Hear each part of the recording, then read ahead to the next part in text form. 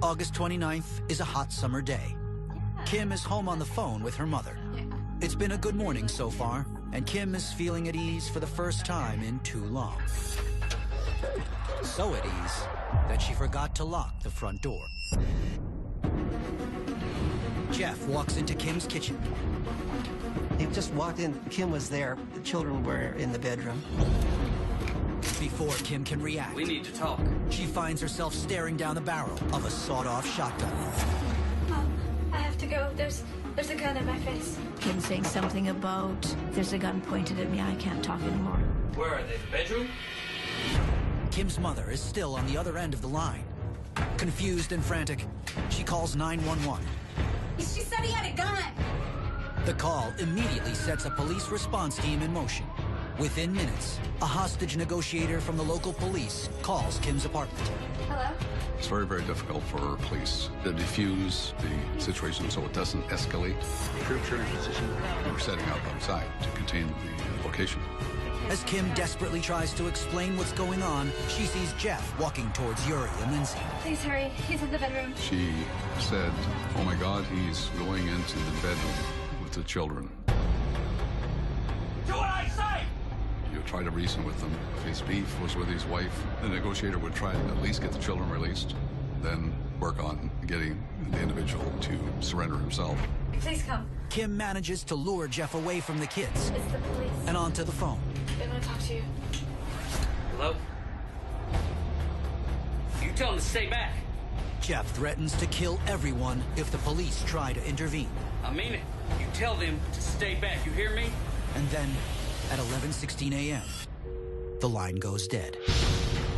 Police have now surrounded the apartment building. You can't just rush in. You have to weigh the dangers in trying to protect the people that are in the house. You never loved me. You said you loved me, but you never loved me.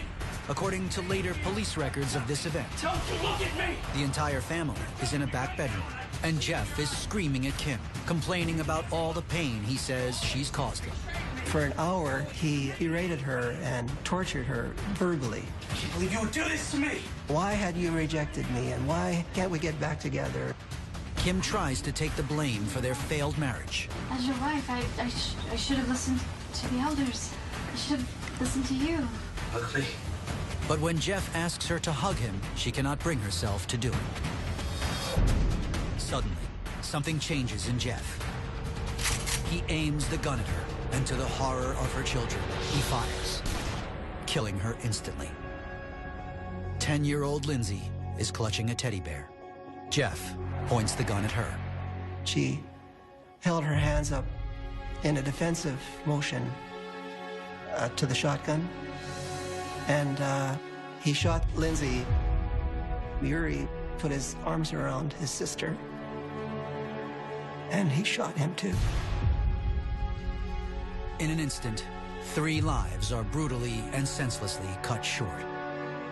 I can't imagine the horror those 2 children had for their last seconds of their life.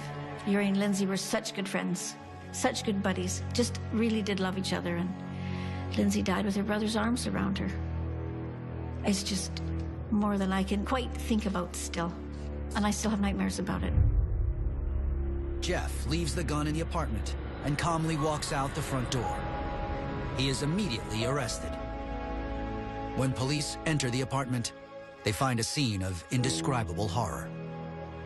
There's no words to explain how police feel when children are involved.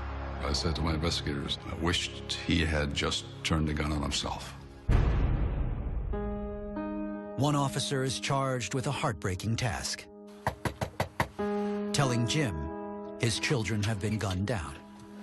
Mr. Kostelnik? An officer in plainclothes came to call. He took a printout from his vest pocket and he read it, but he was shaking so much that the letter was almost falling out of his hands. I thought, I didn't want to hear it, but I had to hear it. An announcement that your children have been murdered.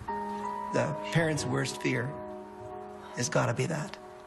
And I thought that wasn't true, that there must be some mistake. The police must have made a mistake.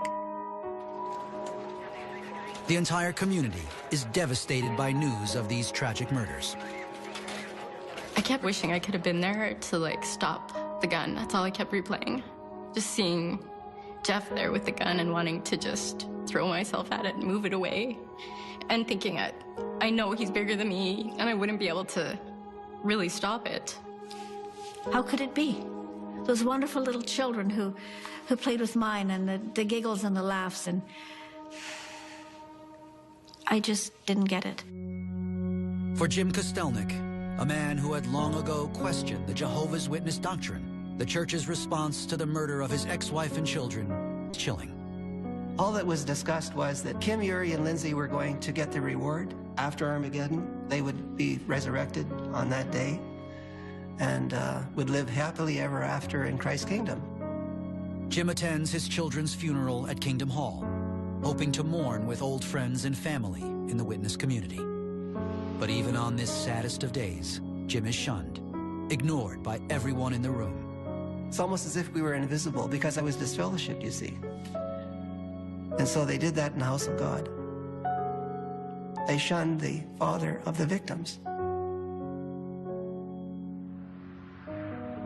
On December 4th, 1986, a jury finds Jeff Anderson guilty of 3 counts of first-degree murder. He gets a life sentence for each count. But Jeff Anderson is not finished with Kim and her family. Less than a year into his sentence, he mails a letter from prison to Jim Kostelnik. Desperate for answers, Jim begins a written correspondence with Jeff. Jim was still looking to find some good in the killer. In April of 1989, Jim Kostelnik agrees to meet Anderson in prison. He put on a good face, polite Texas manners, not the monster that you would expect to find. He tried to explain why he had done this. He said, I was enraged, I was rejected, and I took it out on Kim and the children. Jeff even consents to TV interviews and remains focused on the twisted idea that he was wronged. She very much seemed apathetic and indifferent. She didn't take me serious even then, a man with a gun. And that was the ultimate rejection. It was the final rejection. I couldn't take any more. I started pulling the trigger, and I couldn't stop. I had to get things out, and this seemed to be the only way. He didn't really seem to be aware of very much beyond himself and his own feelings. This is selfishness, cruelty, self-centeredness. That's what he was about. He was a sociopath.